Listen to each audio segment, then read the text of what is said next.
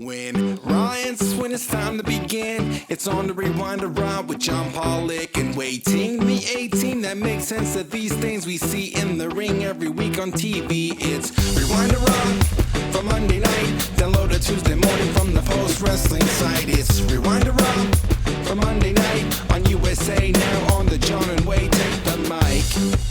Hello, welcome to Rewind to Raw. It's John Pollock and Wai Ting. How are you? Terrible. Oh. I'm not doing great either. How am I supposed to feel? I just saw a grown woman lose her mind on national TV. We don't know her whereabouts. I hope she's doing all right.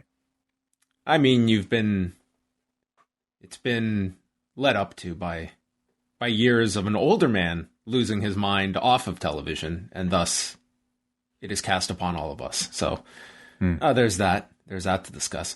I had a first tonight because midway through Raw, my body just turned on me.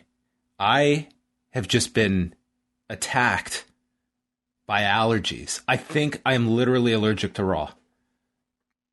Damn. Wow. Just in the middle of the show, eh? Right in the middle of this show. I could barely keep going. Was there a specific match? No way. It was the totality of this entire experiment called the show that we do every week, just compounding itself. And my body is physically rejecting this show on Monday nights. I'm really sorry to hear that. I mean, maybe you should see a doctor about this. I would love to see a medical professional and ask them if this is healthy to be doing this on Monday night for 3 hours. They might suggest no. They might say, you know what? Legitimately probably not good. Like, for our physical well-being to be watching 3 hours of this and then sitting down and talking about it for another 2. Maybe there are some secret raw antibodies out there. Or vaccine, hopefully. Well, how are you otherwise? Fine. You know what? I just talked to you earlier today, so I imagine you've been fine. Yes, of course. Yeah, I mean, not much time has happened between now and earlier this afternoon when you and I recorded a bonus post show for all of our Post Wrestling Cafe patrons for New Japan Pro Wrestling's Dominion show, featuring a very big event. New champion, new IWGP World Heavyweight Champion, only the third in history, John, was crowned today. Yes, the spiritual successor to Lilly, Shingo Takagi. Two people that occupy the same industry. Shingo Takagi, the new IWGP World Heavyweight Champion, crowned at today's Dominion card. So Wai and I have about a 45-minute show going through all of the news and matches from Dominion. So you can check that out if you are a member of the Post Wrestling Cafe. It's still relatively early in the month, so a great time to join the Post Wrestling Cafe for our bonus shows, for our live shows. It's a great time to be part of the Post Wrestling Cafe. And that extends all week, Mr. Ting, because we're going to be back later this week. We're going to have the Ask Away mailbag show. It is the much hyped return of MCU later, as Wai Ting and WH Park are going to be spending multiple weeks talking about the man himself, Senshi. Oh, yes, Loki. That is correct. Yeah, we are pivoting to discussing not the wrestler. We'll try to fit in some low-key discussion in there, I'm sure, but we're also... Are you aware, if they had done that NXT season this year, okay, if they were still doing it now, you realize it would have been low-key that would be feuding with Lilly now. He would 100% be the male equivalent of Shayna Baszler in that role as Kaval. No, it would be Lilly stepping on Loki's head to close Raw. Like it would be. They would said, "What you doing?" I don't know. Think they would make like a giant CGI Lilly, like, and they would shoot it in front of a green screen to step on a tiny Kaval Loki's head. And that'd be amazing, actually. But we're not here to talk about that on MCU later. I've officially confused everyone to what you're doing on Thursday.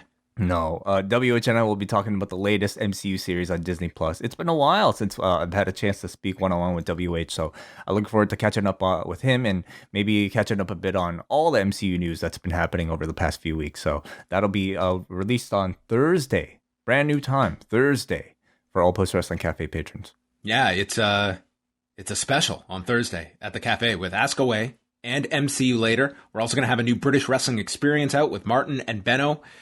This weekend, we've got coverage of UFC 263, and I'm going to do a preview show on Friday with Phil and Eric Marcotte, and then that will tee up our post show Saturday Night Live right after UFC 263. Friday night, we've got Rewind to Dyna Down with Way and Kate from Montreal. They'll be going live after the now third week in a row of our Friday night doubleheader. And then Sunday, it is going to be Braden and Davey with the Takeover in Your House post show and a big announcement, Way, a new show coming to the world of post wrestling.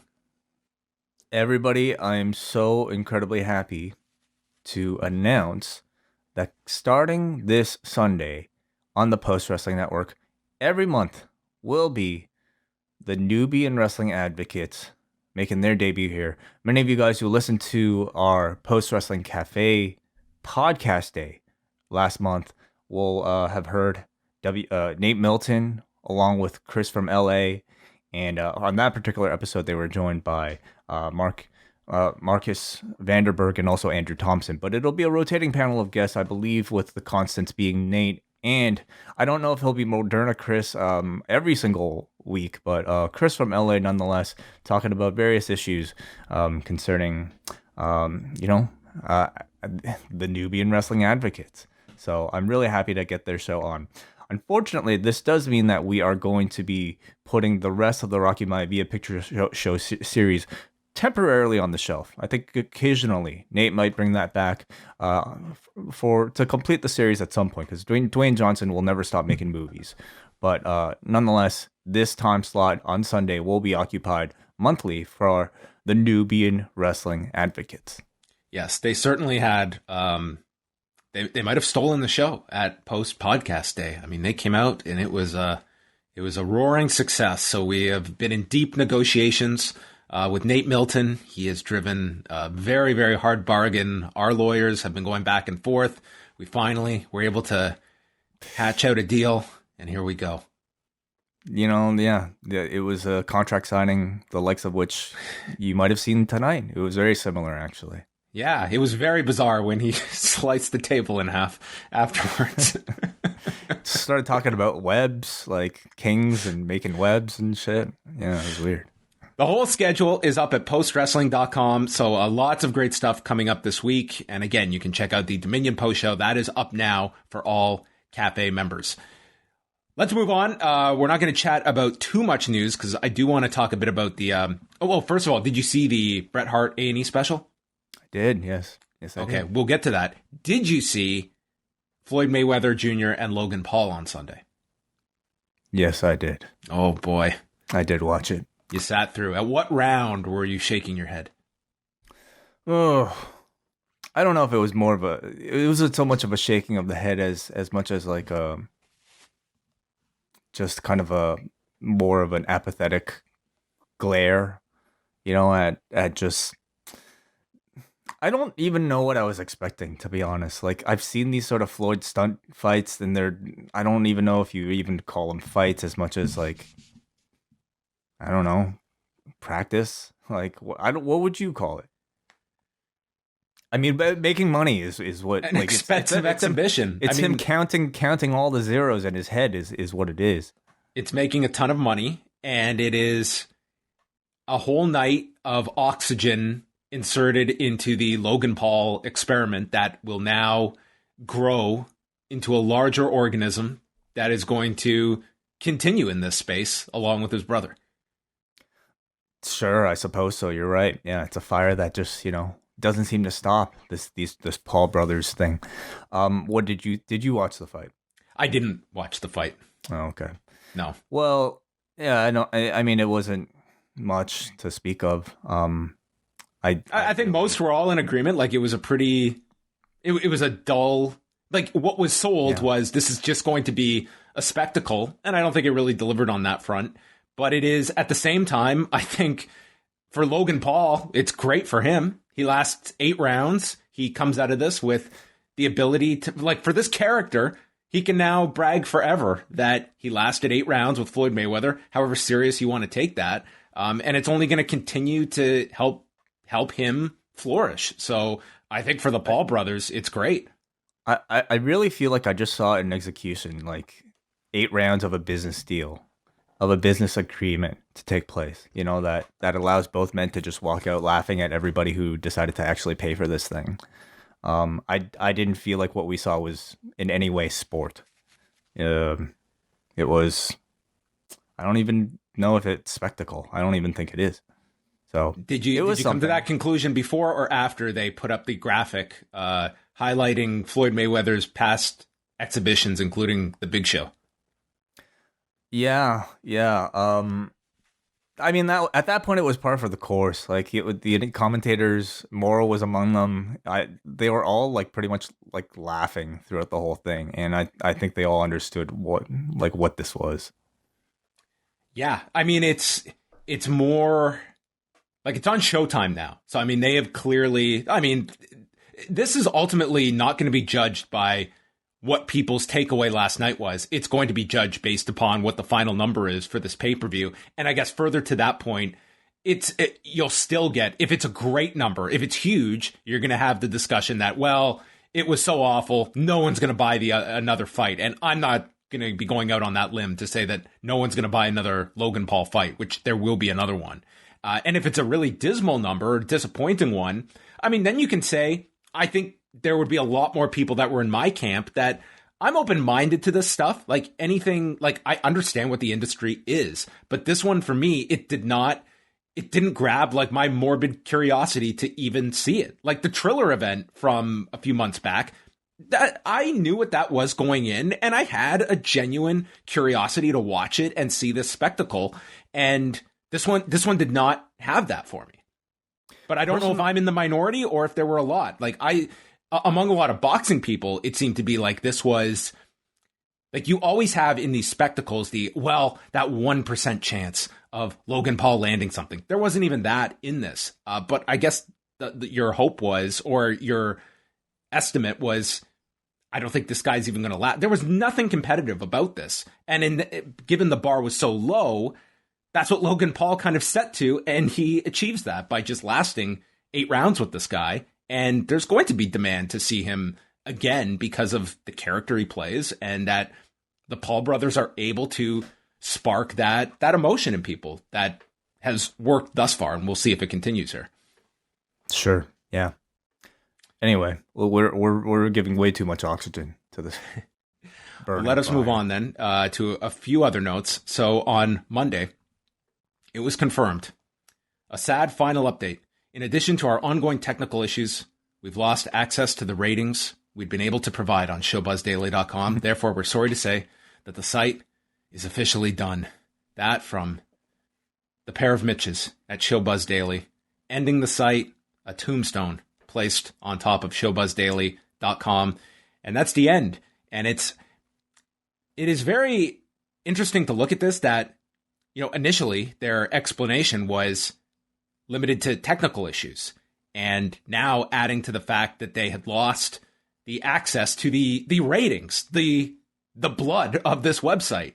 And I mean, that seems odd that it would be both of those things happening together. And I think as soon as they didn't immediately start a new site, I think that told you, like, the technical issues, they can only go so far. This is not some giant site. It's data. And once that data was cut off, they're just like, fuck this. This is way too much work. I'm not even applying to GeoCities to restart this thing. Like, they don't care anymore, and I don't blame them if. Well, this explanation though, it makes more sense that, okay, we've lost the access to all of our data as opposed to just, well, the site's down. So, I mean, that seems like, and believe me, we're still going to get all the wrestling and such. Like, all those numbers are still going to come out, but what is going to be tough is getting a whole landscape of the television industry on any given night and seeing like all the different other programming and being able to compare and contrast on a nightly basis. That's what that site was so You're great just going to have to was, start watching every single show that's on TV during a wrestling show. watching every single one. Yeah, that's what you're going to have to start doing. Well, that's not going to give me any kind of sense of how well a show does by just watching. You could sense the quality of show. Oh, this NBA game is not that good. Oh, maybe. Well, wait. You know what? Wrong. Tonight's show was pretty brutal, and I bet you it's going to be the number one show on cable. So I don't know if that's exactly an apt comparison, but we will see if there are any other outlets that end up filling this void, like we've seen some sites that have popped up with more information and such. But nonetheless, I think we're still going to get all the ratings information, but it's not going to be that one-stop shop that Showbuzz Daily had provided going back to 2014 or so. Yeah, I know. I'm really sorry for all the stats nerds out there. It's been a bad year. The day after Showbuzz Daily makes its AEW debut. Oh, terrible. Done. Done the next day. Yeah, I mean, these Wednesday night wars end, and then all of a sudden, like the stream of flow of information gets cut off. So, for all the number crunchers that are out there, I hope another source comes up soon. Yeah, and it would be very interesting, like keeping it specific to our industry of internally in WWE, I would assume that there would be people that would be ecstatic that this stuff is not as readily available to people. I would be curious, though, what the mindset would be of, say, the AEW executive team, that they're very much still new to the dance. And I think that for them, like, they are a growth company, that I think this is great to have all of this information out there. And again, this information is still going to get out there, but it's one less thing. And there's a lot of significant people that would follow along a website like this. Like, it's not just wrestling sites that would rely on this information. There were others as well. Well, can't they publicize it themselves?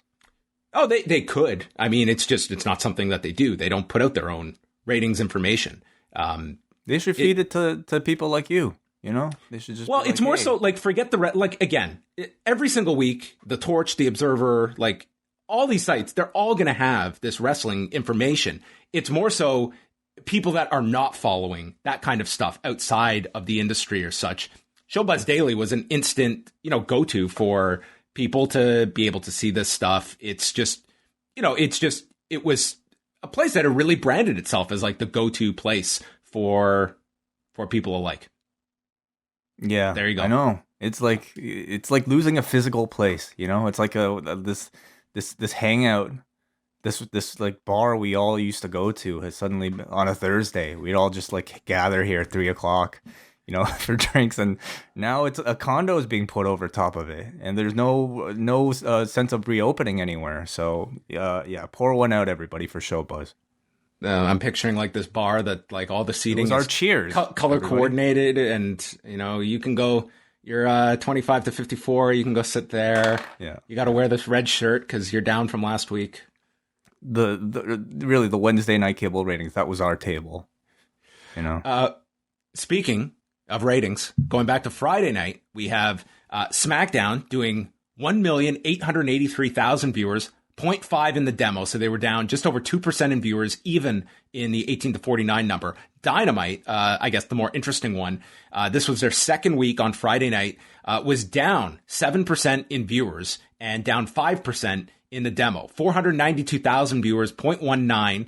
This coming off of the pay-per-view, I was a little surprised that it was down week over week, because I thought that Friday's show would have had just more interest because of coming off the pay-per-view. You had it in people's head that you are going to get more of a traditional fan experience, which we weren't really sure of going into the prior week. But nonetheless, not a giant drop, but still down nonetheless. So, I mean, 2 weeks so far, it's like, it's a tough time slot for AEW, which is going to be a bigger issue this summer.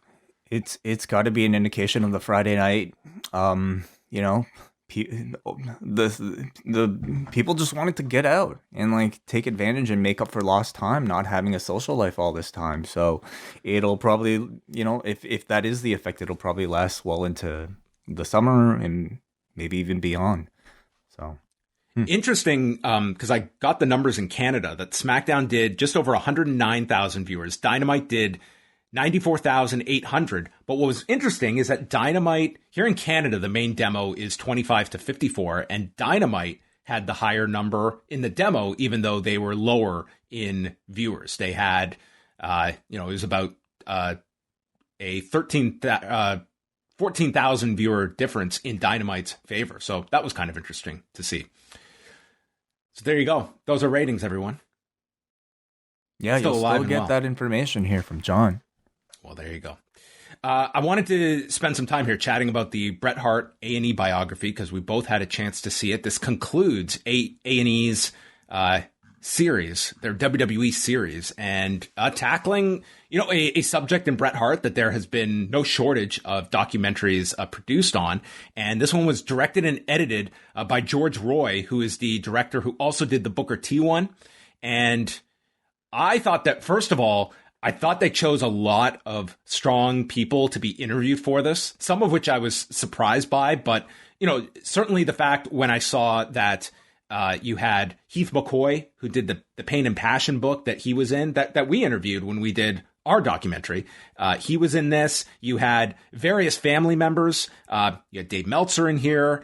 I was, somewhat surprised to see some of the people that they interviewed, just such as Diana, for instance, who, her and Bret have had significant, fights over the years, very nasty stuff publicly. But that was also something in the documentary that they did not really go into any of the family drama, which there has been no shortage of. There have been books written on. They stayed away from all of that. And it kind of just concludes with Bret Hart, who is taking his life out of wrestling and seems to be very happy at this stage of his life now. That was the presentation, and, going into all of these A&E documentaries, for most of them, I really went into them with very little anticipation because, in the case of somebody as big of a star as Bret, so much has already been said about him that I don't know how much more new there is to say. But in almost every case, I sit down and watch them, and I'm actually quite surprised at how much maybe I appreciate having an updated look at many of the topics that we already know about. And in Bret's case, having maybe sort of more of a digested and clear look at some of the later happenings in his career, even post comeback, to see what he is like right now. And the image presented at the end of this documentary is one of a man who finally seems to have been able to move on, and has been able to find more to life beyond just Montreal or even caring about his own legacy. And maybe that's not the case in real life, but the way it was presented felt like here's a guy who has achieved maybe the greatest thing you can achieve beyond, being a successful wrestler. He's surrounded with grandchildren and children and a beautiful wife, that to me was a wonderful moment to see my childhood hero kind of ride off in the sunset with, a picturesque ending. Yeah, it was going to be interesting to watch. You knew this one would tackle Montreal, and it certainly did. I would say it was maybe the most, sizable portion that they dedicated to. They did pace this pretty well. There's so much, even in a 2-hour format, there's so much that you can cover with Bret Hart, but I thought they did a pretty good job with the pacing of it and trying to hit on the key parts. There's always going to be stuff that's left out because that's impossible to do in 2 hours with commercials. But with Montreal, if there has been one consistent throughout this, and this should come as no surprise, but it's so obvious in all of these, is that the WWE is not going to come under scrutiny for all of this. In times when where you could challenge them or look at things from that perspective, I think you're just not going to get that kind of reflection. And when you have a Vince McMahon that is still maintaining the fact that this guy could have shown up the night after the Survivor Series, it's almost at this point where there are people that are just going to accept that as fact, despite all the facts that are out there, and that you do have the people on here that can very much outline everything beat by beat, including including Bret, including a Meltzer, including a Heath McCoy, including a Ross Hart that's in there as well. I was curious to hear like Vince's... So why couldn't he have shown up the next night?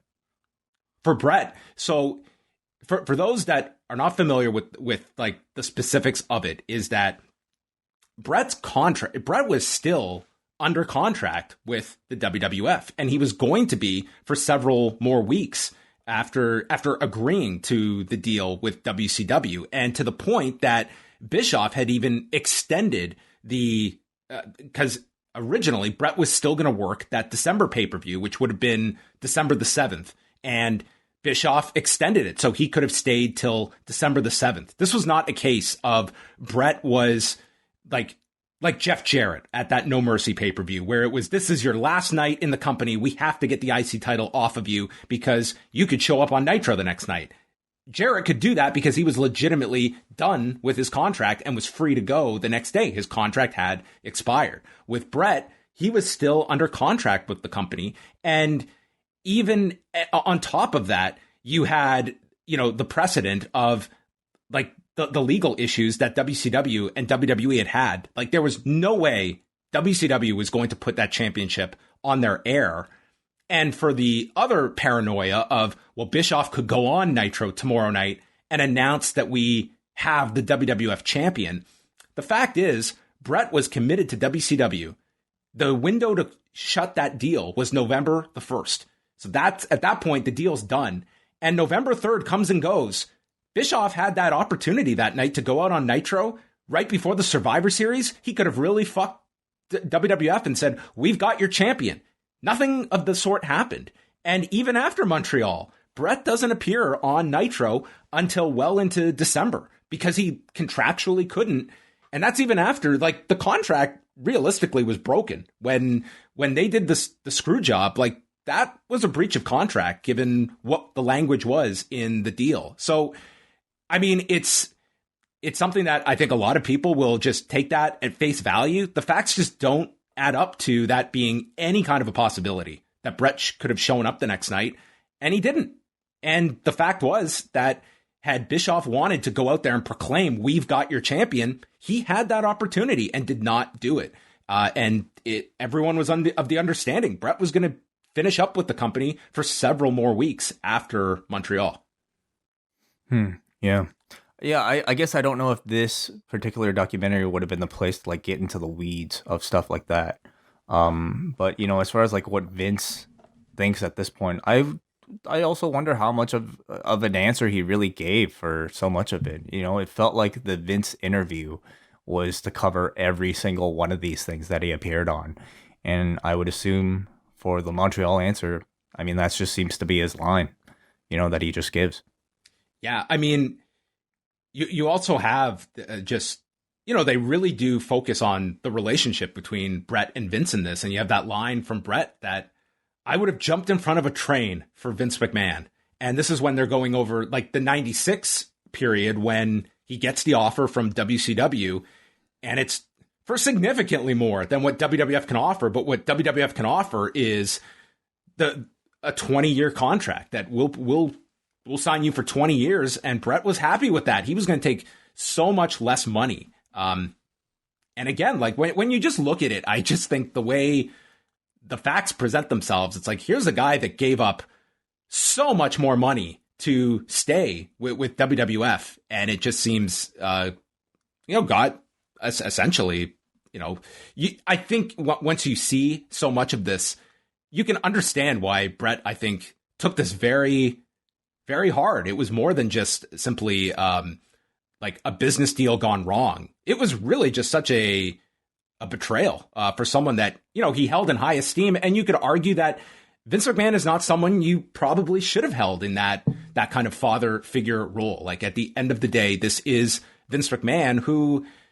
10 years earlier when he had bought Stampede Wrestling, I mean, he reneged on that deal with Stu Hart. So, I mean, there was kind of a precedent here that, I mean, he had a very close relationship with Vince McMahon and maybe had his blinders on to a degree to think that, he would be above such an act that Vince McMahon would commit upon him. I definitely think if you watch any of the documentaries that have covered the topic, it's, I would say, maybe I'm biased because I mean, I grew up a Bret fan, but I would assume most people watching these things are Bret fans and they're going to side with the protagonist. In most cases, I do think, you'll have a lot of people actually who do side with Vince and can understand Vince's perspective. But ultimately, I think the role of a documentary is to try to lay out the facts and let the audience choose for themselves. And I think in the given amount of time, this documentary covered Montreal like pretty fair. I think they gave us all the updated information regarding it, including like the whole setup prior to it, the nugget of information that we received, I think, not too long ago with what is it, Sean telling Bret that he wouldn't do the same for him, that type of thing. That was mentioned again here in something like this. The creative control was added in there, and Bret, this part was where he said the home country thing. He almost saved it as sort of like a last part, like a part that wasn't as important as the rest. But Bret was saying like on top of it all, you wanted me to do it in Montreal, I wasn't going to do. Like he was almost saving that as like a bit of a bonus. But we got clips from Wrestling with Shadows. Like again, the way I judge these isn't necessarily by whether or not I found it novel or I learned anything, but more so, how would a brand new fan who doesn't know a whole lot about Bret Hart, who just watched Shayna Baszler and Lilly and somehow has to dive into this level of seriousness attached to this industry? I was maybe more so thinking your typical A&E fan. I don't even know what they are on A&E, but if they had some idea of who Bret was but didn't know the story, I thought that it did a relatively good job of laying out a pretty complex situation, for a novice fan.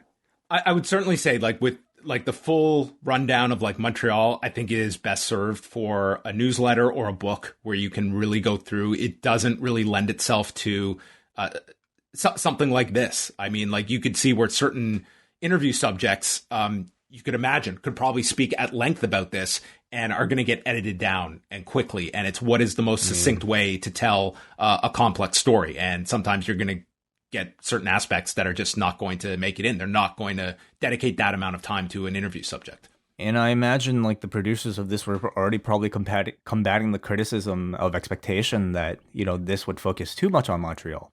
When I think so much of Bret's battle is that his life and his career is a lot more than just that particular incident. So, of course you have to focus on it. It is arguably the most interesting. Unfortunately, it is arguably the most interesting thing about this man's career because it transcends professional wrestling. It becomes a real life story that is just captivating to anybody, whether or not you're a wrestling fan. So you do have to use it. You have to talk about it. And they kind of express it as sort of like, like the way it has been presented to the public, that it is like sort of the beginning of his downfall, leading to a succession of just terrible life occurrences until he makes up with the company again. But maybe even going backwards a little bit, I thought it did a really good job of, recapping his rise. There was a lot of, as far as like new stuff, I thought it was pretty neat to see like a lot of that old footage of him in Stampede. That the Stampede footage, Bret owns that, his own matches. So that's why, it was taken off the network, and it was like Bret owns his own matches. But the home video footage they had, like of Stu and Helen in the office, I don't know what the source material, like I imagine it was just home video stuff. I don't think it's ever aired anywhere, but that stuff was really a great find on their part. Yeah, and even like the young photos of like Stu and Helen, and seeing those two like when they're young and incredibly attractive, when all I've ever thought of them were like two old senior citizens, was quite amazing. And we also had like Bret Hart's old short film that he made. Oh, the lizard! Friends. The lizard was the great. Iguana. Like that was awesome. This was like, as far as new information goes, like that, like you get a very comprehensive, I would say, look at who this man was prior to him even entering the WWF. They also leaned into animation for certain scenes. Like you could see like a lot of work went into this. I'd be curious, like the timeline of how far back production began on all of these documentaries, to be quite honest. But yeah, I really like that. Again, it would have been really interesting to see kind of the so many of the family members that they did get in here. His ex-wife was featured pretty prominently as well. Julie, she was in this as well. I thought it was really nice to hear Bret and Julie, the fact that, you could see like these two still have a lot of admiration for one another, and, their, divorces are never easy, but it was, I think both with the absence of, or at least the extended amount of time now since they've been divorced, like I thought it was really nice that she could be in this, and they were both like very complimentary of one another. Bret mentions the fact he was unfaithful, and he is brutally honest about that fact in his book, of what life on the road was like for Bret Hart throughout a significant portion of his career as he's touring all over the world. But I thought they found like a lot of interest. I would have loved to have heard more of Ross, because he is like the unofficial family historian. And he just kind of pops up right near the end when they're talking about Owen. And I think some of the earlier parts, I mean, if you're talking about the history of Stampede, like Heath McCoy and Ross Hart, you've got your bases pretty covered there. But it was like a nice selection of people that they had throughout this. Sometimes, like, if two people give, like, the same amount of information, it might just come down to, like, who sounds better on camera. Yeah. So that just might be that. It was really nice to be able to hear from the children, because we haven't really had that in some of the other ones, just to be able to hear the perspective of, like, Jade, talking about what it was like to have their father not be around. I found Bret's comments about the Sunny Days, Shawn Michaels' comment, really interesting. I don't recall him, or at least I hadn't heard him speak about that on camera.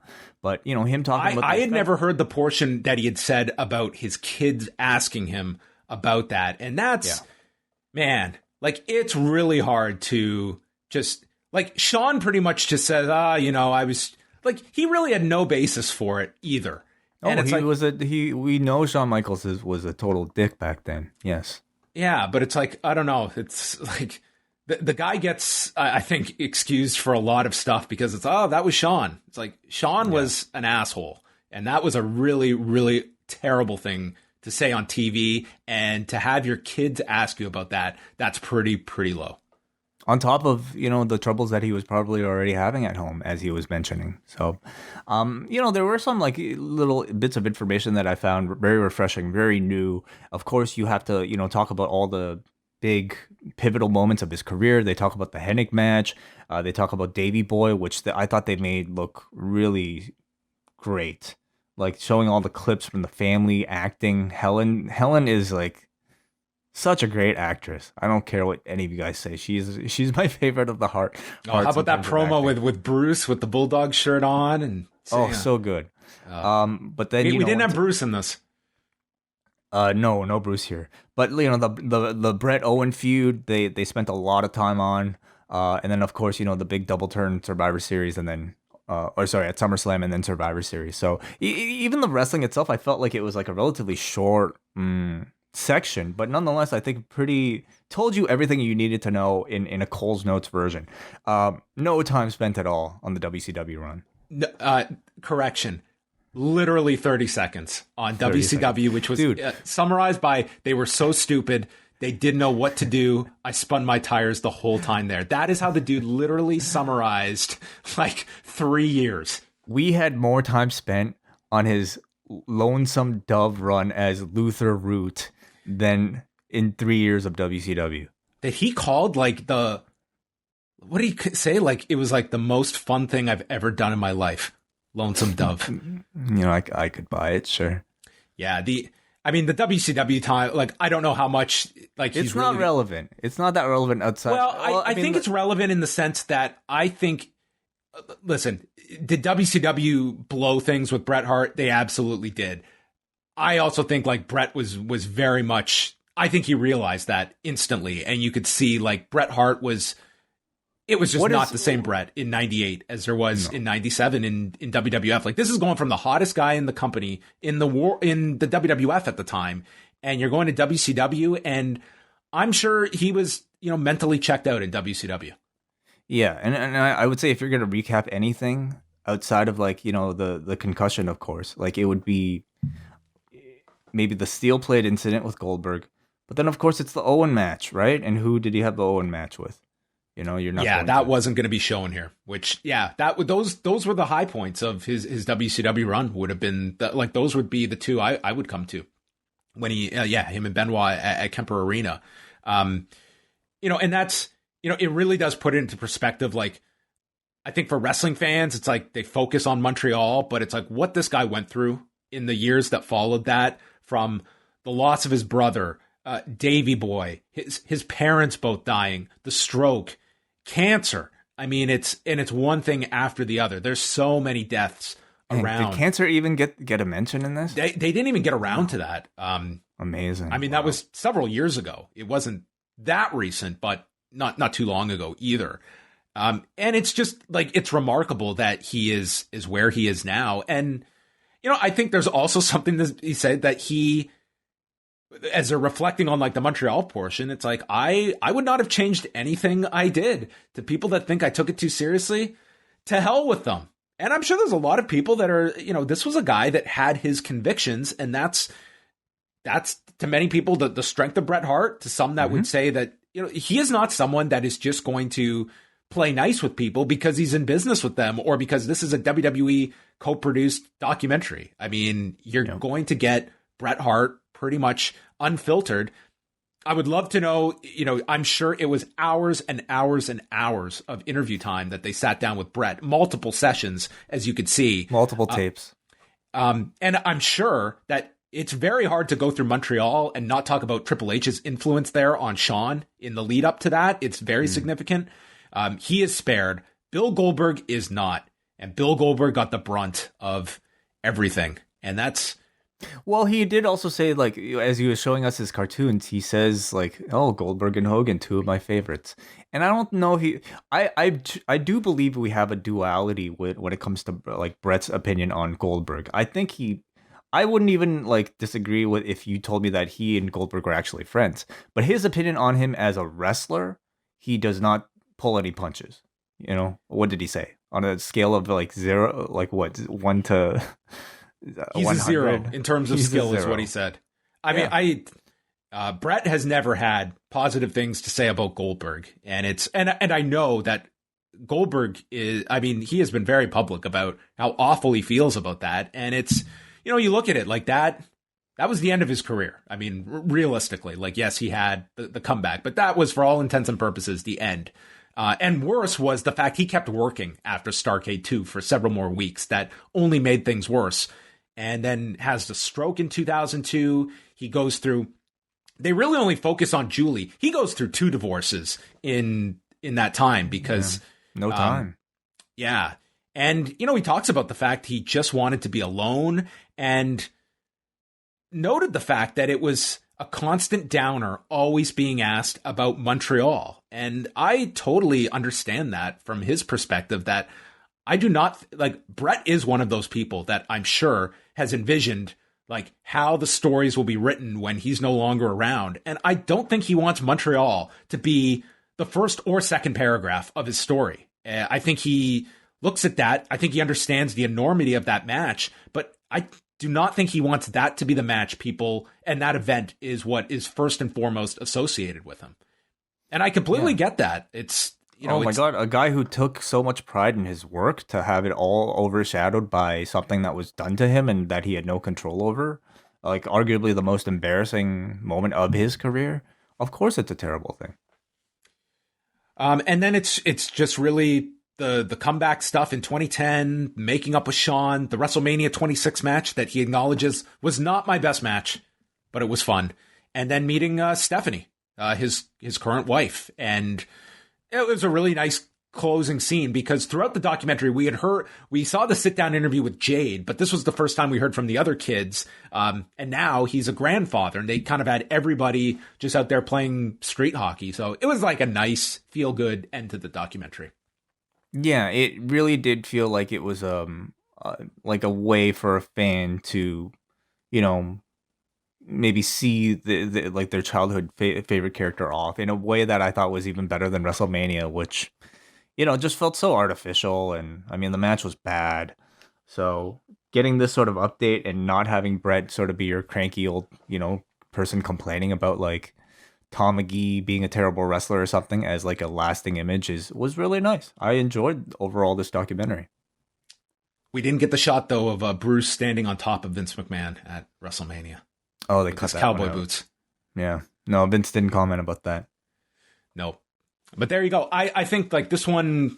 I think this and the Foley ones are the ones that are going to stand out the most. At least for me, like I would put these at the top of the A&E biographies. And I thought for this one, you were covered. There was a lot to cover in 2 hours. And I think they tried to do as best they could of kind of the key parts and a lot of it being, life after wrestling too. And I think that's a part. I mean, we didn't even talk about it, but the stuff with Owen and his death is also addressed here. Again, you can look at that fact. It's very hard to go into the Owen story and not go into the facts of the case. And I mean, nothing about the lawsuit, nothing about the company suing Martha. Like, well, obviously, again, that's the Owen biography, not the Bret biography. Oh, right? Bret was involved in that. Bret was part of that lawsuit. I mean, but in a 90-minute Bret Hart documentary, I don't know if they would have had time for all that. You can certainly make that argument, but again, it follows the theme that like that was not going to be part of this, regardless of time. If they had 5 extra minutes, they weren't going to be inserting stuff about the lawsuit. They wouldn't do an Owen Hart A&E biography. They wouldn't, but I mean Bret was very much part of that. So I mean, there was, and the whole family fallout. I mean, that really goes to like just the incredible amount of like family drama that played out in public that Bret was all over, and like the kids, it was really, really contentious. All of that stuff, and it was playing out in public. It was very sad to see in all of that, but they really just limited it to his passing, and then the scene with Bret at the cemetery as well. So there you go. Any other closing thoughts on the Bret doc? No, not so much. I mean, I wasn't really high on this A&E series overall when it started. I thought the Austin one was okay, was fine, but like felt a little superficial to me. And then you got to the Piper one, which I was not a fan of, and then the Savage one, which I was really not a fan of.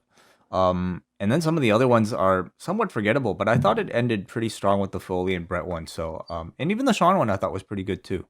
If they did another run of these, like with people that are ingrained with WWE, I mean, I could certainly see like a Jerry Lawler one. I could see I guess you could do a Triple H one. They've gone through a lot of these. Anybody. Well, I mean, it's, who has like that kind of mass appeal as well, I think is what you're Undertaker. But, they're coming off of the last ride but, again, this is for a different audience, right? So, I don't know. Take your pick. Like maybe they'll do another Andre one. Maybe they'll do probably not a Hulk Hogan. No, I think if they were going to do Hogan, he would have been in this batch, I would think. Jared suggests Eddie Guerrero. That would be interesting. Yeah. Rock, Andrew says, of course. So, Cena. Yeah. Yeah. I don't know. It's we'll see if they get another round of these, if they're, what is there the interest for them. The numbers were like, they were good for A&E standards. So there you go, everybody. Let's move on to Raw. We've put it off for long enough. This show, we started it off with a tag team battle royal. We had all the teams out there. Randy Orton and Riddle, Kofi Kingston and Xavier Woods, the Viking Raiders, T-Bar and Mace, and by himself, Lince Dorado, as they explain Grand Metalik is injured. Yeah, well, good to know. Yeah, it's too bad. This was a really important battle royal in his career. AJ and Omos came out and they ran through all the teams. AJ's just addressing each team. We got Omos to talk. We're all supposed to be amazed that this large man talks. The New Day is mocking them. Riddle then takes the mic. He's wearing 2 RK Bro shirts. So they've got a whole line of merchandise now. We've got hoodies. We've got t-shirts. So, folks, this is a long-term deal with these two. The Miz and Morrison interrupt. Miz is on a wheelchair. As they mentioned, he was tragically injured at Backlash. And Morrison is going to compete on behalf of the two. And then Miz goes down the ramp in slow motion for Morrison's entrance. Now, my question is, with Lince Dorado and John Morrison, what was going to happen here if either of these guys won? Their partners are injured. They would have to compete solo for the tag team titles, I guess. Gotcha. Okay. Or they would have to find a new opponent or a partner, I guess. Maybe each other. Well, it was not a problem that they had to address. So we get RKOs off the top of the match to Kingston and Xavier Woods. Styles and Omos are on commentary. We're just flying through eliminations here. Riddle made the save for Orton from T-Bar and Mace, who kind of got their shine here. We had Morrison using the what's it called? The drip stick that was shot at T-Bar and Mace. Riddle got hit with the high justice, though the announcers avoided making the obvious joke. The Viking Raiders fired up. They got to eliminate T-Bar and Mace. Woods is eliminated, but both partners have to be sent out, so Kingston was still alive. Woods eliminated Riddle, and then Eric eliminated Woods. It comes down to Riddle returning to the ring, and he acts as a shield for Randy Orton, taking the trouble in paradise, but protecting his partner. But then Orton sends Kofi out, and the Viking Raiders come from behind to dump out Orton, so the Viking Raiders win in 10 minutes, 32 seconds. Yeah, I mean, just seemed like a bit of a by-the-numbers battle royal to set up your next set of challengers. That's it. This was the culmination of the big Viking Raiders push. So I thought, from the night after WrestleMania when they returned on TV, all the vignettes that they did, and then they went on the winning streak. So this was totally a logical end to this big jump for the Viking Raiders since coming back. It's a 2-month culmination tonight. Oh, it's been a beautiful story, really well told. You really felt them. You really wanted them to achieve this incredible goal of getting a tag team title match. I thought the documentary on the comeback from the injury was riveting. I think at that point you had to go with them. They spent the whole first hour airing it. Yeah, it was wonderful. It's beautiful. Pierce and DeVille are in the back, chatting about East Coast, West Coast. I guess they were talking about rap. And Charlotte comes in. She wants the beat the clock outcome from last week to be stricken from her record. It's like Floyd Mayweather. He was smart enough to make sure it wouldn't be part of his record going in. They said, Charlotte says, you two are jealous, and she wants a rematch with Nikki Cross. Rhea Ripley appears. She respects Nikki Cross, but admits she didn't take her seriously. And I also want a rematch with Nikki Cross. So then DeVille suggests a tag match where Ripley and Flair will team up. And both of them were like, no, that's not what either of us was proposing. This makes no goddamn sense. Why are we teaming?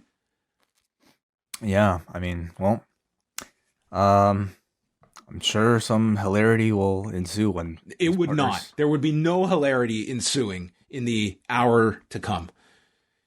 Ted DiBiase is going to make an announcement on Tuesday for LA Grimes. That's what we can call the feud. LA Knight and Cameron Grimes. Viking Raiders are in the back chanting Raid. I imagine these guys, this is how they celebrate a victory. Raid, raid. And they're about to go off celebrating by eating turkey legs when Omos and AJ appears, and Omos is eating a turkey leg. Styles calls them wannabe Vikings. Eric says the way I live my life honors the Vikings that came before me. And this is our tag team title program. I think this was actually their way of grounding this Viking Raiders gimmick to make you believe that obviously these guys, what do you think, they're silly? What do you think, they actually think they're Vikings? No, of course not. They're just people who live to pay homage to the way Vikings lived. They are very noble, smart people that are just living their lives in a way to pay respects to the Vikings. They're just cosplayers. More than that, they cook and clean like Vikings, I guess. That's an obsession. Cook, they eat. Yeah, what do they do? Eat like Viking. I guess all the Vikings of. There's no traveling like Vikings. They don't cross too many seas here. Everything aside from travel, they do like Vikings. But the idea was that we've heard nothing from the Viking Raiders this entire time other than raid, raid, raid. then this was like their last ditch effort at the last second to give you some sort of character depth to who these people are before they challenge for the titles next week. Elias is in the ring. He saw the ghost of war when he looked into Jackson Riker's eyes. And he knows he's a man that went to battle, but he wasn't a man that was going to go to battle for Elias. So he gets jumped from behind by Jackson Riker with his new haircut that I can best describe his new look is if you were to mix together Zack Ryder and Stifler. Somebody in the chat room said Matt Cardona. Man, I got far more interest in Matt Cardona now than this dude, Riker. That was a great angle on the weekend. It was really well done. I'm actually excited for a Matt Cardona match. But this was I think he looks better. Like his hair was terrible before. Yeah, maybe this is not that much better, but like it's an improvement to me. Yes, so the Ghost of War threw the guitar, and we got our match. Elias and Jackson Riker. Graves asks the question we've all been asking, how long has this fury been burning inside of Jackson Riker? I don't know. Riker grabs him by the beard, lifts and slams Elias, and this is too much for Elias. He hauls off and gets counted out in 3 minutes and 2 seconds. He went absent without leave. And then we got Jackson Riker's new theme playing in the background. This has to be the most generic piece of music that has ever been played. I mean, I think it would be appropriate because you're talking about Jackson Riker, one of the most generic looking wrestlers that you could imagine in your head. Like he'd be like somebody who you go into Creative Player and you spend way too much time in the tattoo section. You come out with the Jackson Riker. So, well, the highlight of this was as his music is playing, he screamed and this giant wad of spit comes out and just goes all over his beard. It just looked disgusting. Yeah. I mean, obviously it's the military tie-in that like they think is marketable for this guy as a babyface character. Maybe it is, you know, like the crowds are the final say, you know, and whether or not something works. But God, like everything else about him beyond that is just so boring. Like the fact that Aleister Black is gone and this guy is getting a push is just shows like either it's a brilliant marketing move for whatever army thing that they have to do, or it's a terrible, it's a show of lack of taste and talent. So we shall see once the crowds return. That's you're being very open-minded. Drew McIntyre comes out for the contract signing. Pearson DeVille are there, but Lashley doesn't come out. So Drew just keeps chatting and does like the Godfather line about it's time once again for everybody to come aboard the Lashley train, which I think was like the closest in the PG era that they can refer to the hose as. Oh, I thought you meant like the Francis Ford Coppola Godfather. I'm like, did they say that in The Godfather? There was nothing Francis Ford Coppola would attach his name to on this show, I promise you. Yeah, did Don Corleone ever say it's time to come aboard the Lashley train? You're right. Yeah, there was a wrestler named The Godfather. Yeah. So then Drew told the story of Robert the Bruce when he was the King of Scotland.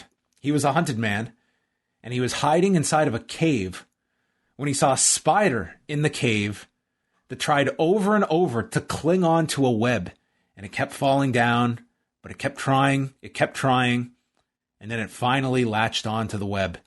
And Robert the Bruce went on to leave that cave, assemble an army, and win Scotland's freedom despite being outnumbered. And he said, I'm going to modernize this phrase. If at first you don't succeed, kick Lashley's ass at Hell in a Cell. Now, before you mock this, okay? I'm not about to mock it. This was an extremely, like, this was a hell of a story this guy had to convey in this promo. I think Drew, his delivery is very good. I think there are pretty much, this would have been very, very challenging for most. I don't think anybody else would have thought about even attempting it. Because I felt like somebody needed to remind him that this was a contract signing and not fucking history class. Like, I'm sure, like, to some people this was great, maybe. Some people actually really loved this. But I was just like, what are you talking about, man? Like, just, you're here to, like, talk about the spider that won't give up. Yeah, he basically said it all to be able to say, if at first you don't succeed, try again. And I just thought it was such a convoluted way of getting there that it just lost me. You don't think Nate Diaz is going to channel this story this week when he's getting ready to fight Leon Edwards? I don't know. Yeah, I would love to see him try. Or try again. Yes. MVP and Lashley appear on the screen. They apologize for being fashionably late. They come out. Lashley says this will be Drew's last chance at the championship as long as I'm champion. Drew accepts this condition with one of his own, that this is made a Hell in a Cell match, which they accept. And they update the contract, complete with initials, and MVP wants the contract notarized. And Drew says, I still feel the effects of the last Hell in a Cell match I was in. You've never been in one, and I'm going to inflict the worst punishment that you've ever felt, and tells Lashley to start praying. Your prayers won't be answered, but you will beg me for mercy, and I will grant you that with one more Claymore. See you in hell. I thought this was a very good promo from Drew. Yeah, if you're grading whether or not somebody was able to convey the words on a page, well, if that's the criteria, then I agree with you.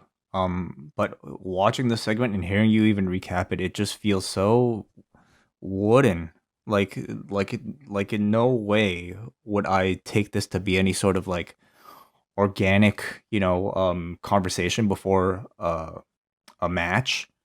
It just felt like amateur theater, and maybe in Drew's case, a little above amateur. Well, it was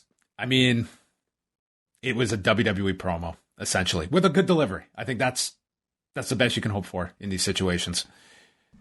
Which takes us backstage to Sarah Schreiber with Nikki Cross, who says, I might not be the prettiest or the most experienced. Huh? Yeah, she's trying to convey her being an underdog because she's not as pretty or as tall. Is that what she said? I thought she said experience. She might have said that too. So she said a bunch of things, yeah. So, you have an idea of like what type of character they see in her. She's like the person she's Rudy, and that's why they booked her like shit, but had her celebrate like she just won the IWGP World Heavyweight Championship. Like they book her. This is a character who is celebrating and going on this victory, like she's holding a parade basically for running away for 2 minutes and surviving like 2 matches like that. And we're supposed to like think of her as this like great baby face inspiration. Her tenacity and spirit are what will make her a winner. Her only regret is not taking chances. And tonight she has found a partner, and that will be Asuka, to take on Ripley and Charlotte later.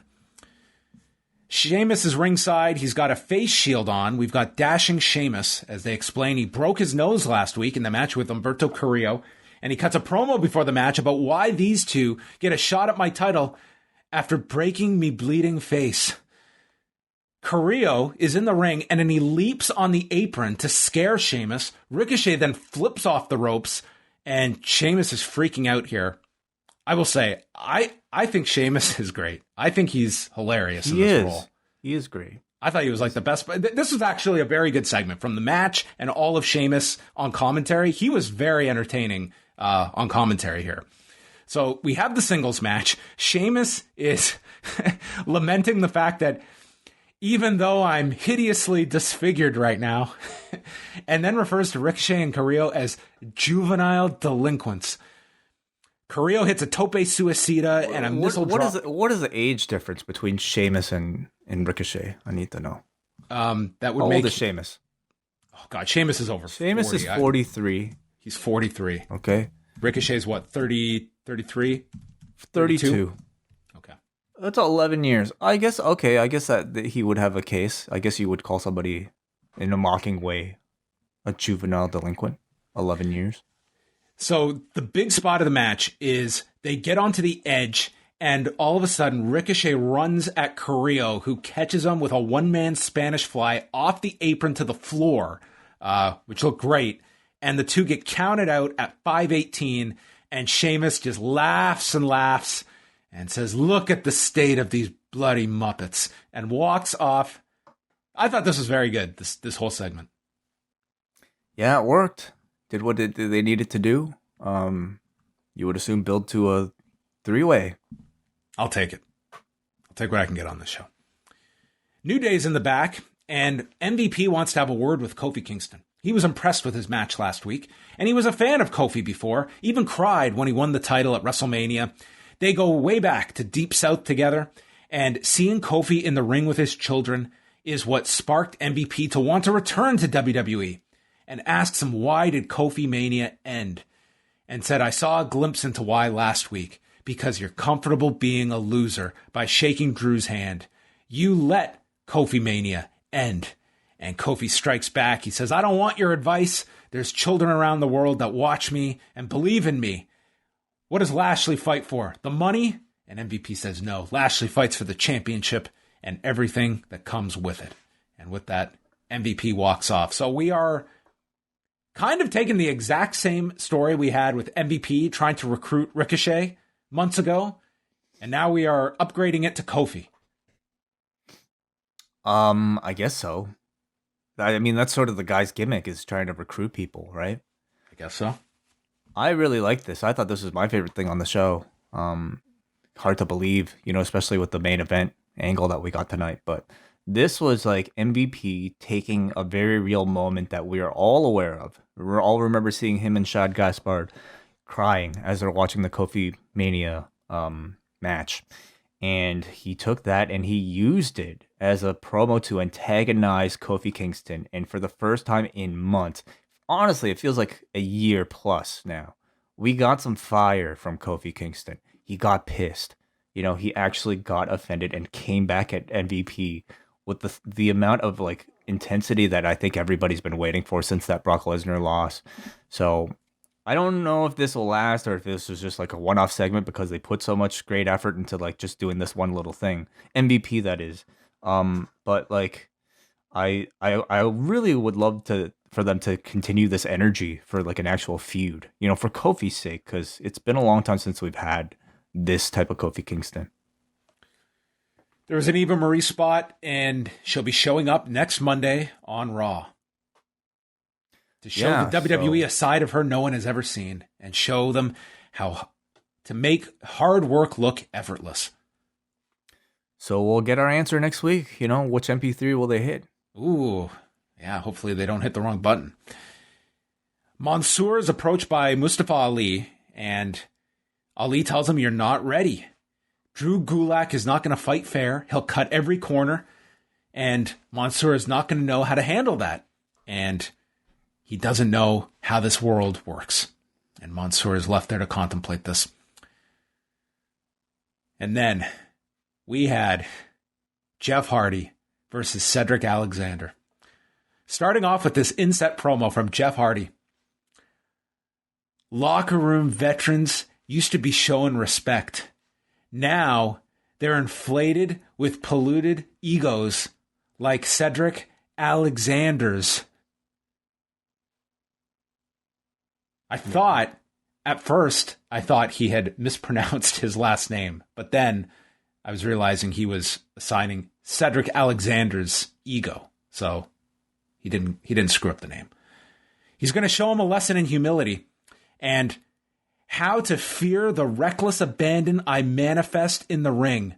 Then he'll extremely learn that respect is earned. I don't even know what the syntax would look like in that sentence that I just read. It made me just... How to fear the reckless abandon I manifest in the ring. Then he'll extremely learn that respect is earned. I don't know what that means. Can you plug that into Grammarly? Oh my God, dude. My Microsoft Word would crash if I put this in. Cedric has his own promo. Out with the old, in with the new. Mondays need a breath of fresh air. Last week was just a taste. Yes, that 30 seconds away was just a taste. When all is said and done, at least I will be able to share a toast to the end of Jeff Hardy's career. Was this a sobriety joke? Of course it was. Fuck. Yeah. They just got to squeeze these in at like every opportunity. Oh, yeah, it's amazing. Well, first of all, it means the Shelton thing is over. Like, what a way to blow off that best of 10, Our 30-second blow-off where he won with the poke in the eye. So he has officially moved on, and he's just like, they're really going for like the low-hanging fruit here. Like, it's not even like it's building up a storyline. It's just like Jeff Hardy, and what's an attribute that we've established about Jeff Hardy? Well, he's a recovering alcoholic, so we have to throw it in this promo to get heat. That's not even like I don't know. I just think I go back to that Jeff Jarrett thing on the kickoff show last year. It's like terrible, they just look at this stuff and it's like it's just such a little target that they've just got to hit. Like they're not doing any kind of story. This is just like a line put in there for like the hell of it. Like we're just coming off to Jeff Hart, the last program about his sobriety last year. We're gonna go to another one. Make fun of the guy's use of big words that he may or may not understand. Make fun of his funny hair or his, I don't know, voiceover promos in TNA. There's so many other ways to get heat than something that's such a turnoff as this, and cheap. So the match begins. Alexander's making fun of Hardy. He wipes his boot on his face and then pulls at the hair. There's a head scissors by Jeff out of the corner that Jimmy Smith called a Hurricane Rana. There's a brainbuster by Cedric, and then he gets onto the ropes and he does the Hardy pose, but gets caught coming off the turnbuckle, twist of fate, swanton, and Jeff Hardy wins in 7 minutes. So, Cedric comes out of that feud with Shelton and then loses this match. I could only assume this begins another best of 12. On Raw or on main event? I don't know. Depends. They could drop it next week. Who knows? But it's just like felt like we had two promos here and then really no conclusion, like storyline wise, at the end of it all. So I definitely assume they'll just continue this. Yeah. If anything, this program I think will really just confirm for people like what their view is of Jeff Hardy. If he's just in the role of like where a Goldust was. What does it tell you when we got a finish here? Did he win clean? Yeah, Swanton. He won with the Swanton. Yeah, what does it tell you when a conditioned Raw viewer can see a match with a clean finish and be able to confidently say they'll just have another match next week? 100%. 100%. This will set up multiple Cedric wins. It doesn't and they'll matter. Probably have a dozen matches to come. None of it matters. Rhea Ripley is warming up. Charlotte appears and says for Rhea to follow her lead, and Flair will take care of Asuka. Ripley says, I'll be glad to follow you, Charlotte. In 2 weeks, straight to hell. It's the fact that she says it with emphasis, like she's so proud of this badass line that she just said. I'll show her. She's like picturing the meme. Whoa! I said hell. She said it. Dude, there is no one that has struggled with WWE promos worse than Rhea Ripley. Like this woman was she had such a cool factor to her in NXT that she has been hit with a fire extinguisher week after week on this show. She could not come across more campy than this character that has been just thrown all over the place.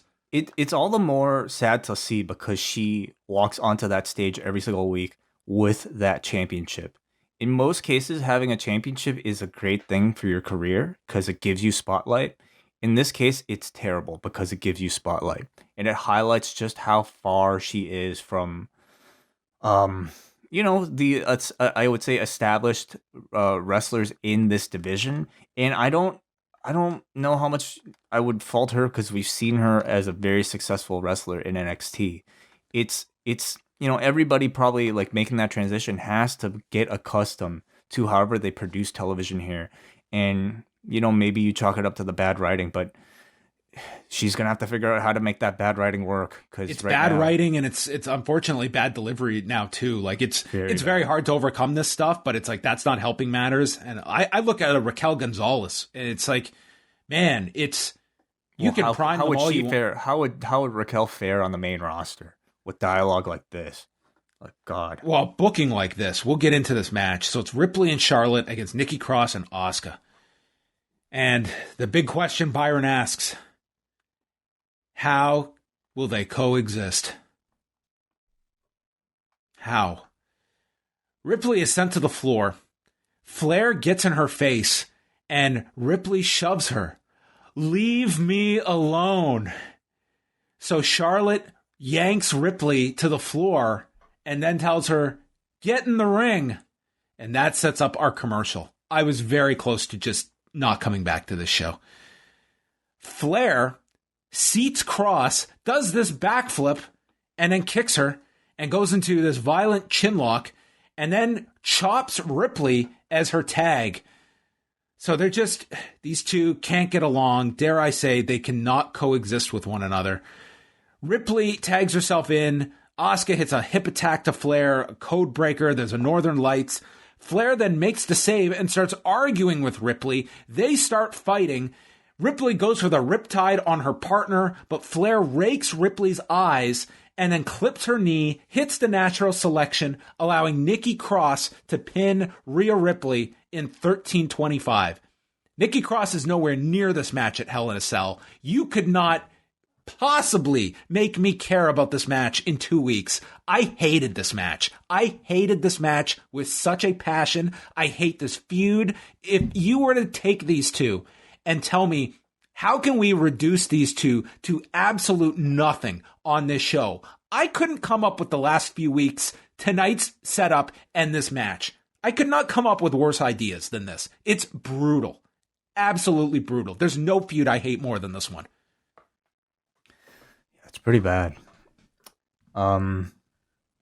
It's just amazing because, like, I guess in this whole thing, they must have multiple aims of trying to elevate Nikki Cross while at the same time promoting her world heavyweight championship match between these two. And those two things just don't necessarily...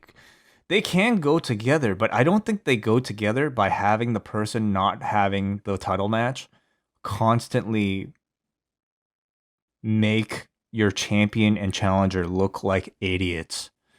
So that's the match that they're promoting. It's the funniest when you see the graphic pop up at the end of this. It's not Nikki Cross. It's the two losers you can't stand. They're gonna have the big match of the pay-per-view. Who aren't even smart enough to like outsmart Nikki Cross in a 2-minute beat the clock challenge or in a situation like this. They're just both incredibly unlikable. Feud's awful. Ugh. Alexa's getting ready for the playground segment. Mansoor versus Drew Gulak. The announcer said, we've seen glimpses of Raw's newest superstar. I would say that's pretty accurate. We have seen glimpses of Mansoor on this show. Gulak is now the technical Terminator. Ali is watching in the back. We'll just fast forward here. Mansoor gets hooked with a schoolboy as Gulak grabs the tights, but Mansoor counters and is able to cradle Gulak in 222. So he heeded the warning from Ali and outsmarted Drew Gulak. So he is well on his way to success in this company by beating the technical Terminator. He's listening to Ali, yeah. I actually enjoyed this. I thought this was one of the bright spots of this episode of Raw. And if we have that conversation about Rhea Ripley, and we're able to at least separate perhaps the material from the performer. And in Ripley's case, it's a failure on both fronts. For Mansoor, this is not the strongest material. It's not the strongest character. He's kind of your, stereotypical like rookie here, trying to just like, smile and try to get the big wins. but I think he does it really well from the glimpses that we've seen. You know, like he shows that he has a confidence and knows exactly what role he is here to play. He gives some very excellent facial expressions, good selling while he's in the submission holds. I think, you know, his strength will be in his ability to adapt whatever material he's given to the best of his ability. So it's not a great role, but I think it's a start, and I definitely want to see more of him. Riddle is handed the key, so he's allowed to speak, and he just mentioned Burger King here to Randy Orton, wants to be road buddies with him, and asks Randy what is his favorite place to eat at.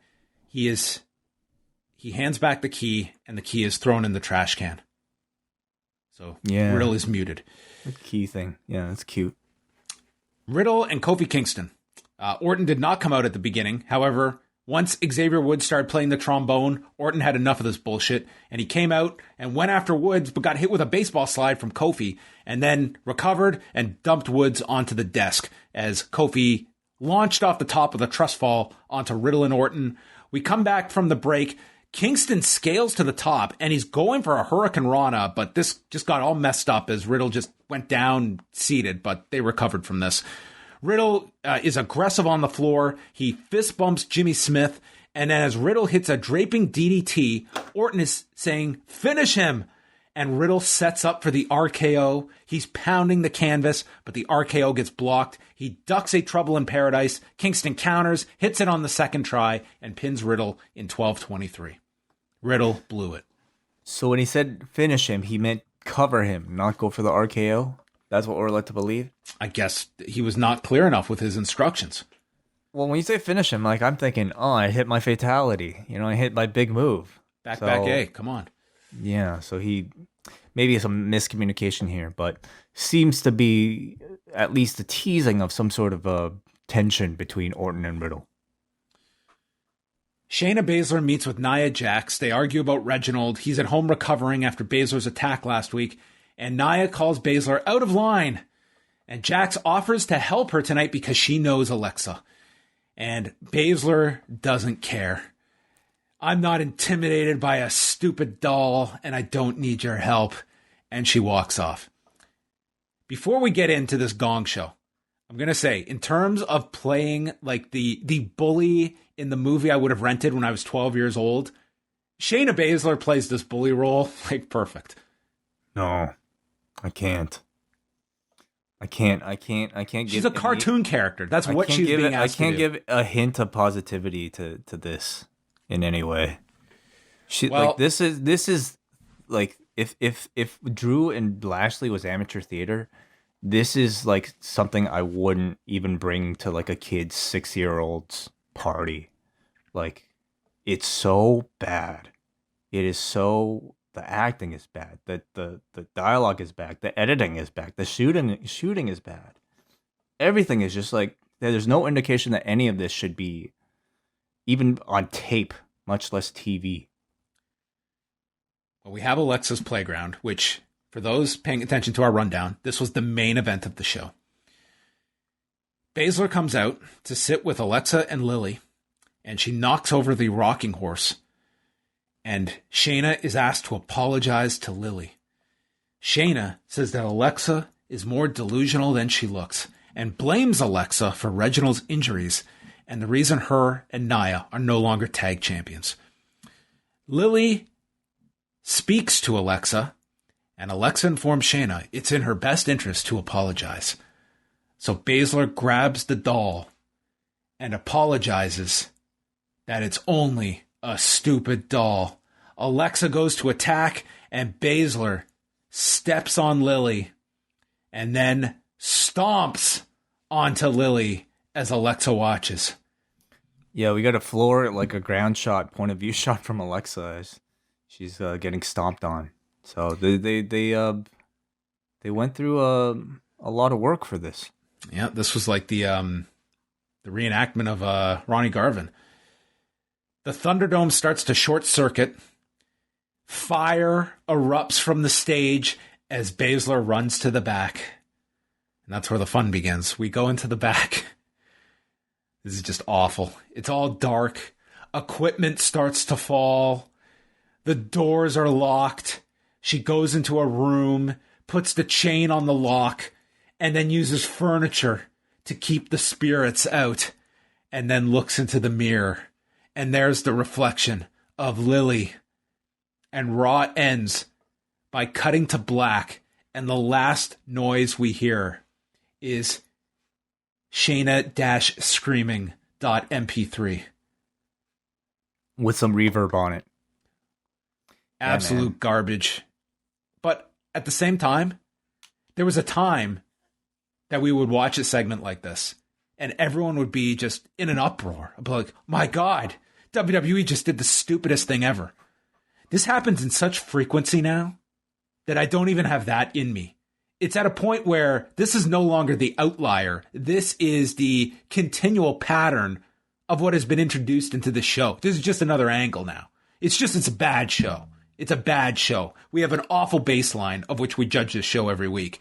And this is par for the course for me. I don't even flinch at this stuff anymore. They've successfully made this show completely stupid, that this stuff just is interwoven. And then you have other people they're just going to praise anything for the sake of praising anything, that they have absolutely no standards of what this show can achieve. So this is what it is. This is just part of, we're going to have tons of this shit this year, just like we had tons of this shit last year. Yeah, sometimes, like, I'm in a mood where I just, like, let go so much that I'm just, like, able to sit back and laugh and actually have fun watching this really campy TV show every single week. For segments like this, like the zombie shit. I was just like, wow, this is so ridiculous. Like, I'm just releasing. I'm just going to let go and just laugh at the idea that somebody is paying millions of dollars for this. And that, that was again the case tonight. People are paying millions and millions of dollars for this. Like, fuck, I thought Bret Hart's iguana video was probably better than this, but, not that far off. But man, it was just like, I just didn't have the patience tonight. Not after the rest of the really shitty wrestling show. It was just, man, I just think it's like taking Shayna Baszler on top of it all. Like, if it was Reginald in this role, or even if it was like Lana, like, in this role, I wouldn't be so upset. But you have in Shayna Baszler the most legitimate person on that roster. And her role on this wrestling program is not to wrestle. It's to act like a 7-year-old bully who doesn't believe in the Easter Bunny. And on top of that, she has to she has to do the Warrior Hogan thing in the mirror. I think this would be amusing. Like, if you're a child and you took a camcorder and you did this on a weekend and you showed your parents. And your parents would be like, wow, that's amazing. You guys did a great job. It's not as cute when it's adults doing it. On $265 million a year. Yeah.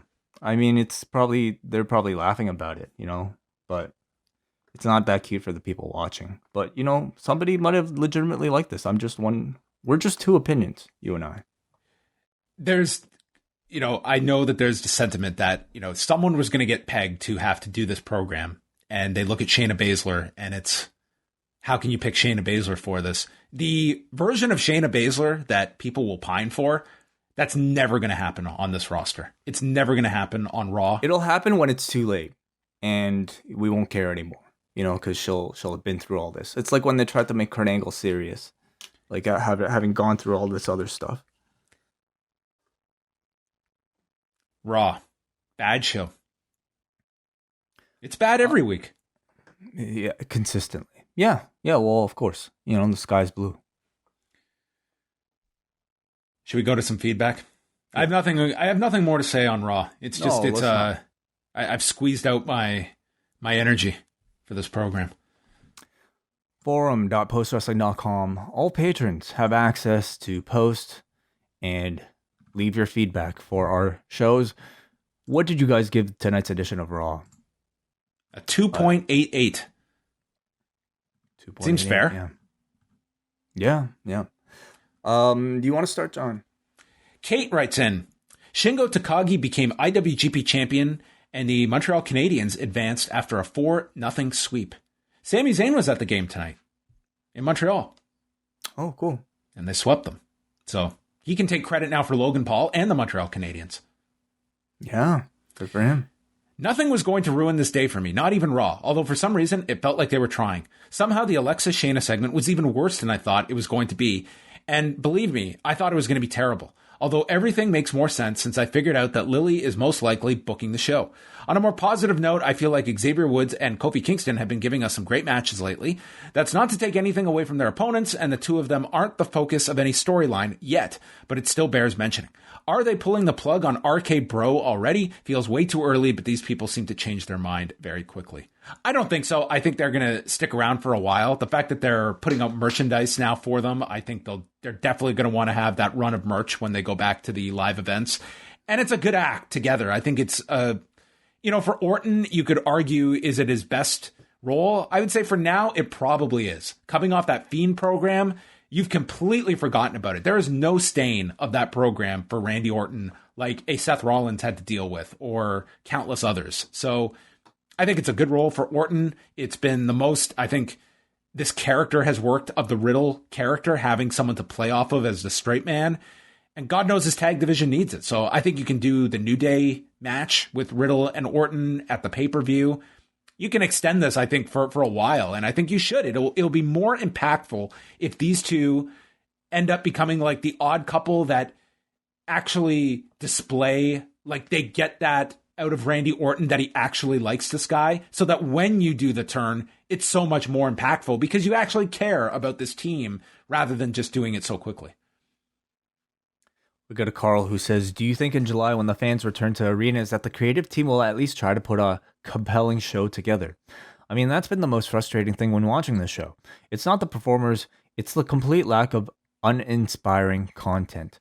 There's been one great Raw in the last 12 months, in my opinion, and that was the main event when Drew beat Orton for the title. That was last November. Yeah, it'll be completely different. We're going to go back to the Emmy Award-winning Raw Monday. You're not going to get like the pre-taped stuff that you saw tonight, but you're still going to get fireworks exploding in the middle of a match, because of a demon. You'll get stuff in that. Like the whole Alexa thing, this like in the Orton match was in front of a crowd when she started bleeding out of the Jack in the Box, and they ended the match like that. So you'll still get shit like that. What I do really hope for are crowds to speak up and let their voices be heard when something is awful. That is something I'm really looking forward to. The fact that we can have an audience who actually has a mind that can actually tell them what is working and what isn't. To be able to speak for us that we're so desperately wanting, a voice to tell them this is like that's the magic of pro wrestling, isn't it? The fact that you get direct feedback from an audience. We haven't had that in a long time, and I hope this audience, whoever shows up to Raw, reacts the way I do. And how that's met as well after having this last year plus where that has not been a problem. And suddenly you have that factor that's introduced into your live shows again. Like how the company responds to that. Yeah, definitely. All right. Well, I'm never going to think about this show ever again in my life. So we're moving on. We are going to be back later on this week. So no Dynamite on Wednesday because we do have SmackDown and Dynamite on Friday night. Wai and I, we are going to be back actually on Wednesday. We're going to do a post-news update this coming Wednesday where we will be joined by Nate Milton, kind of a tee-up for the Nubian Wrestling Advocate. So you can look out for that dropping on Wednesday. And I actually think we're going to release Ask Away on Tuesday. Okay. Tuesday, yeah. We'll be back then. We had discussed it, I guess. So, Tuesday, look out for it. Tuesday evening. So you'll get that first, and then all the content spread out throughout the rest of the week.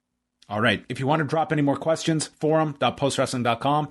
And that is it for us. Good night.